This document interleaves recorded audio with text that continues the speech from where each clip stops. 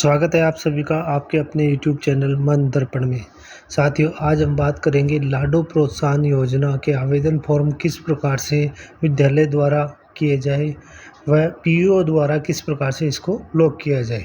सरकार महिला एवं बाल विकास विभाग शासन सचिवालय जयपुर के आदेशानुसार 1 अगस्त 2024 से संपूर्ण राजस्थान में राजश्री योजना की जगह अब लाडो प्रोत्साहन योजना लागू की गई है। इसमें गरीब परिवारों की बालिकाओं के जन्म पर 1 लाख रुपए का सेविंग बॉन्ड प्रदान किया जाएगा। इसमें 7 किस्तों के द्वारा बालिकाओं को भुगतान किया जाएगा। प्रथम 2 किस्तें आंगनवाड़ी के द्वारा दी जाएगी व तृतीय किस्त जो कि बालिका प्रथम क्लास में गवर्नमेंट स्कूल या किसी निजी विद्यालय में प्रवेश लेगी तो उसका आवेदन संबंधित विद्यालय के द्वारा किया जाएगा। योजना का लाभ किन किन बालिकाओं को दिया जाएगा? 1 जून 2016 को या उसके बाद जन्म लेने वाली बालिका इसकी पात्र रहेगी। प्रस्तुता राजस्थान की मूल निवासी हो, जन आधार कार्ड में उसका नाम हो, बालिका का भी नाम हो और ऐसी बालिका जिसकी प्रथम व द्वितीय किस्त का भुगतान महिला एवं बाल विकास द्वारा किया जाएगा। कार्यालय निदेशक प्रारंभिक शिक्षा एवं पंचायती राज राजस्थान बीकानेर के आदेश द्वारा भी कहा गया है कि जल्द से जल्द समस्त पात्र विद्यार्थियों के आवेदन पोर्टल से करवाना सुनिश्चित करें। आवेदन करने से पूर्व आपको विद्यार्थी से ममता कार्ड मंगवाना है, जनाधार कार्ड मंगवाना है, विद्यार्थी का आधार कार्ड मंगवाना है व माता पिता जीवित व मृत्यु प्रमाण पत्र भी आपको मंगवाना है। ये डॉक्यूमेंट आप अपने पास तैयार रखें और उसके बाद में पोर्टल से आवेदन किस प्रकार किया जाए उसके बारे में अब हम चर्चा करते हैं। सबसे पहले समस्त राजकीय विद्यालय के द्वारा शाला दर्पण पोर्टल पर इंचार्ज मैपिंग का कार्य किया जाना है। इंचार्ज मैपिंग के लिए कार्मिक वाले टैब पे क्लिक करना है, कार्य प्रभार की मैपिंग करें। यहाँ से हमें लाडो इंचार्ज मैप करना है। उसके बाद विद्यार्थी टैब में लाभकारी योजनाओं के लिए अनिवार्य छात्र सूचना वाले टैब पे हमें क्लिक करना है। यहाँ PCTS कार्ड यहाँ पे क्लिक करके हम विद्यार्थी के माता का PCTS कार्ड नंबर भरेंगे, जिससे कि हम आवेदन करें तो वहाँ हमें PCTS कार्ड ऑलरेडी फिल किया हुआ मिल जाए। दोनों कार्य करने के बाद हमें शाला दर्पण फिर से डैशबोर्ड पे आना है और यहाँ हम नीचे स्क्रॉल करके जाएंगे तो नीचे लिखा हुआ है SDBSP बेनिफिशियरी स्कीम पोर्टल, जहाँ से हम स्कॉलरशिप वगैरह के आवेदन करते हैं उसी पे हमें क्लिक करना है। राइट साइड ऊपर में हमें स्कूल और ऑफिस लॉगिन का बटन दिख रहा है, वहाँ पे हम क्लिक करेंगे और यहाँ से हम संबंधित इंचार्ज की ID के माध्यम से लॉगिन करेंगे। यूज़र नेम में इंचार्ज की personal staff ID, user name शाला दर्पण ID में विद्यालय की ID, पासवर्ड में स्टाफ ID के पासवर्ड इंचार्ज के और कैप्चा डाल के हम लॉगिन करेंगे। यह मॉड्यूल केवल राजकीय विद्यालय के लिए आप इंचार्ज वाला ऑप्शन चालू है। प्राइवेट विद्यालय को अगर लॉगिन करना है तो प्राइवेट वाला ऑप्शन यहाँ दिया गया है, उस पर क्लिक करें और आपका PSP कोड डालें और कैप्चा कोड डाल के आप लॉगिन करें। लॉगिन करते ही हमें डैशबोर्ड दिखाई दे रहा है लाडो योजना।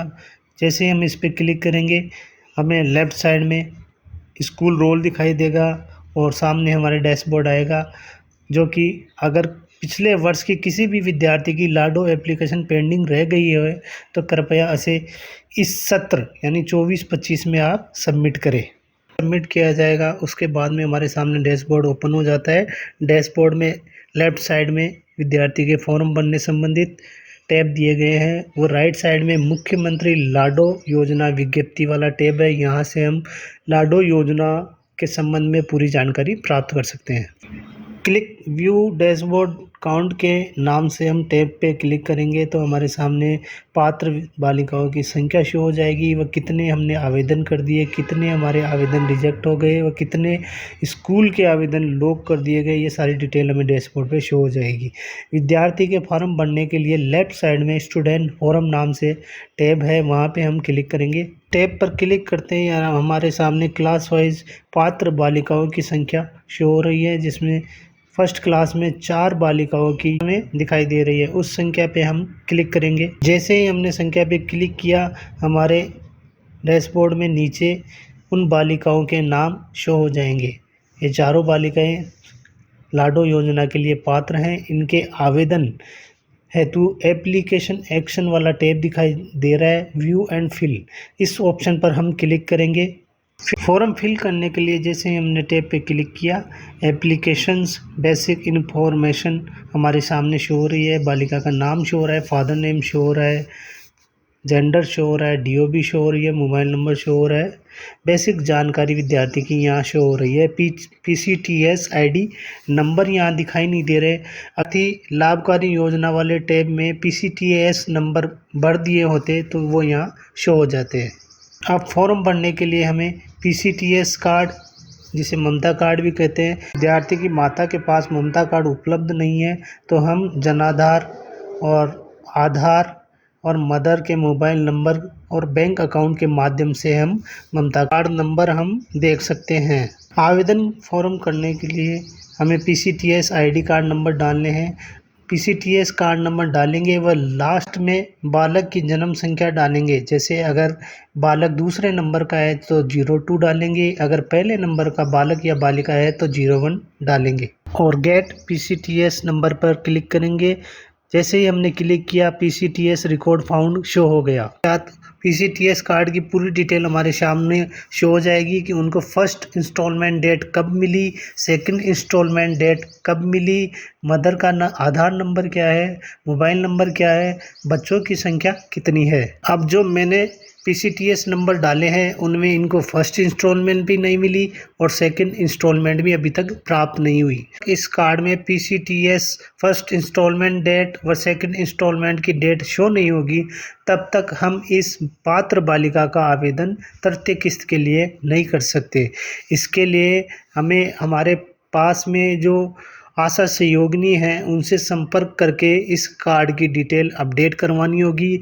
मैंने इनसे संपर्क किया तो इनके द्वारा पासबुक भेजी गई और कहा गया कि हमारे दोनों किस्त आ चुकी है लेकिन हमारे कार्ड में शो अपडेट नहीं हो रही है। तो इसके लिए आपके नज़दीकी आशा सहयोगिनी हैं उनसे संपर्क करें और आप अपने ये कार्ड की डिटेल अपडेट करवाएं। उसके बाद में इनके द्वारा ये आवेदन किया जा सकता है। इसके बाद हम दूसरा पीसीटीएस कार्ड लेंगे और किसी अन्य की एंट्री करेंगे। दूसरी समस्या आती है कि विद्यार्थी का नाम जनाधार कार्ड में नहीं जुड़ा हुआ, तो यहाँ से हम विद्यार्थी का जनाधार डिटेल पूरी चेक कर सकते हैं। जनाधार नंबर डालेंगे और विद्यार्थी व्यक्तिगत पहचान संख्या के माध्यम से हम उसको आवेदन करेंगे। हमारे पास विद्यार्थी पहचान संख्या नहीं है तो व्यू जनाधार फैमिली वाले ऑप्शन पे क्लिक करेंगे।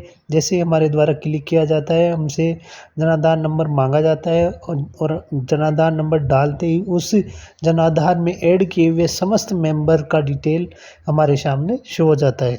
जैसे ही मैंने इस फॉर्म को सेव किया, इसमें मैसेज पॉपअप आ गया कि प्रीवियस इंस्टॉलमेंट इज़ पेंडिंग। इस समस्या के समाधान के लिए आप अपने नज़दीकी आशा सहयोगिनी से संपर्क करके अपने कार्ड की डिटेल अपडेट करवाएं। अब हम किसी दूसरी बालिका का फॉर्म भरते हैं। जैसे ही मैंने पीसीटीएस कार्ड नंबर डाला, डाटा रिकॉर्ड फाउंड शो हो गया और इसमें उक्त पीसीटीएस कार्ड में दोनों किस्तों का भुगतान किया हुआ है और उसकी डेट शो हो रही है। जनाधार नंबर फीड किए। जनाधार नंबर फीड करने के बाद हमने फैमिली डिटेल चेक की। फैमिली डिटेल में से व्यक्तिगत पहचान संख्या, जो भी बालिका उसके लिए आवेदन कर रही है विद्यार्थी, उसकी व्यक्तिगत पहचान संख्या हमने कॉपी की और यहाँ से पेस्ट कर दी। उसके बाद में आधार एवं जनाधार इंफॉर्मेशन वाले टैब में हम विद्यार्थी का आधार नंबर भरेंगे। पेरेंट्स अलाइव और नॉट अलाइव वाले ऑप्शन से यस नो क्लिक करेंगे। एड्रेस भरेंगे। अब आता है बैंक इंफॉर्मेशन। विद्यार्थी के जनाधार में माता का खाता है तो उस पर हम क्लिक करेंगे। अगर विद्यार्थी का खुद का स्वयं का खाता है तो यस और स्टूडेंट वाले टैब पे क्लिक करके हम डाटा सेव करेंगे। उसके बाद नीचे डॉक्यूमेंट वेरिफिकेशन वाले टैब में निम्न दस्तावेजों की जांच कर ली गई है एवं लाडो योजना के आधार पर आवेदन सही है। चेकबॉक्स पे पीसीटीएस कार्ड की कॉपी, जनाधार कार्ड की copy, parents dead and alive certificate वाली कॉपी। इन तीनों चीज़ों की कॉपी हमें एक पीडीएफ में बनानी है, जो कि अधिकतम 300 केबी की हो सकती है, उससे कम ही रहे, और उसे यहाँ आपको अपलोड करना है। जैसे हम अपलोड करेंगे और सेव एप्लीकेशन पे क्लिक करेंगे, हमारे द्वारा आवेदन सेव हो जाएगा। मैं यहाँ एक डेमो फाइल अपलोड कर रहा हूँ और मेरे द्वारा ये फॉर्म सेव कर दिया गया, जो कि आपकी एक जानकारी के लिए मैं ये सेव कर रहा हूँ। अब फॉर्म को हमें लॉक भी करना है। लॉक पे हम जैसे ही क्लिक करेंगे, प्रभारी के मोबाइल पर ओटीपी जाएगा और ओटीपी डालकर हम सेव करते ही हमारे द्वारा फॉर्म लॉक हो जाएगा। लॉक होने के बाद वो फॉर्म आपके पीईओ कार्यालय में शो होगा, चाहे प्राइवेट स्कूल हो चाहे गवर्नमेंट स्कूल हो, दोनों के फॉर्म आपके पीईओ विद्यालय पे शो होंगे। यह कार्य विद्यालय स्तर तक किया जाना है। इस प्रकार आपके द्वारा लाडो योजना के तहत पात्र बालिकाओं का आवेदन तृतीय किस्त हेतु कर दिया गया है। अब इस फॉर्म को संबंधित पीईओ द्वारा किस प्रकार भेजा जाए, इसके लिए संबंधित पीईओ के द्वारा अपने विद्यालय का शाला दर्पण लॉगिन किया जाएगा। उसके बाद में पीईओ रोल किया जाएगा। पीओ रोल करने के बाद योजना टैब पे हम जैसे ही क्लिक करेंगे, लाडो पोर्टल वाले टैब पर हम क्लिक करेंगे, हमसे 70 मांगा जाएगा, 70 हम सेव करेंगे। सेव करने के सामने डैशबोर्ड दिखाई दे रहा है, जहाँ से गवर्नमेंट और प्राइवेट दोनों विद्यालय के फॉर्म हमारे द्वारा वेरीफाई किए जाएंगे। लेफ्ट साइड में dashboard, verification application, status report, यहाँ से हम पूरी पीओ क्षेत्र की जानकारी हम ले सकते हैं। इतने आवेदन फॉर्म हमारे यहाँ आए हुए हैं, वह किस किस फॉर्म को हमारे द्वारा अप्रूव किया गया है, ये सारी जानकारी हमें यहाँ डैशबोर्ड के माध्यम से शो हो जाएगी। अब जिस आवेदन फॉर्म को हमारे द्वारा लॉक किया गया है, उसे हम वेरीफाई भी करेंगे। वेरीफाई एप्लीकेशन वाले टैब पे हम क्लिक करेंगे। पीओ अधीनस्थ समस्त राजकीय विद्यालय यहाँ शो हो रहे हैं व उनके द्वारा किए गए आवेदन की संख्या शो हो रही है। टोटल गर्ल्स अप्लाइड वाले टैब पर हम क्लिक करेंगे। जैसे ही हमने संख्या पे क्लिक किया, बालिका का नाम शो हो रहा है और उसके आगे लॉक डेट शो हो रही है कि स्कूल ने किस दिनांक को ये लॉक किया है। वह एक्शन बटन में लॉक एप्लीकेशन और रिजेक्ट एप्लीकेशन के ऑप्शन हमारे सामने उपलब्ध है। फॉर्म देखने के लिए नेम पर क्लिक करें। नेम वाले ऑप्शन पे क्लिक कर विद्यालय द्वारा भरी गई सूचनाएं हमारे सामने दिखाई दे रही है व उनके द्वारा किए गए अपलोड डॉक्यूमेंट व्यू अटैचमेंट के माध्यम से हमें दिखाई दे जाएंगे। अगर डॉक्यूमेंट सही है तो आप उसको अप्रूव करें और डॉक्यूमेंट सही नहीं है तो रिजेक्ट का ऑप्शन नीचे दिया गया है, रिजेक्ट के माध्यम से फॉर्म को रिजेक्ट करें। यह फॉर्म केवल मैंने आपको समझाने के लिए अपलोड किया है, इसलिए मैं इस फॉर्म को रिजेक्ट कर रहा हूं। अगर लॉक करना है तो आप इसे लॉक और फॉरवर्ड करें। रिजेक्ट वाले ऑप्शन पर हम क्लिक करेंगे, हमारे सामने 4-5 ऑप्शन खुल रहे हैं। स्कूल के प्रमुख के अनुरोध पर गलत जेंडर द्वारा, गलत बैंक विवरण द्वारा, अपूर्ण दस्तावेज अपलोड के माध्यम से हम इसको रिजेक्ट करेंगे।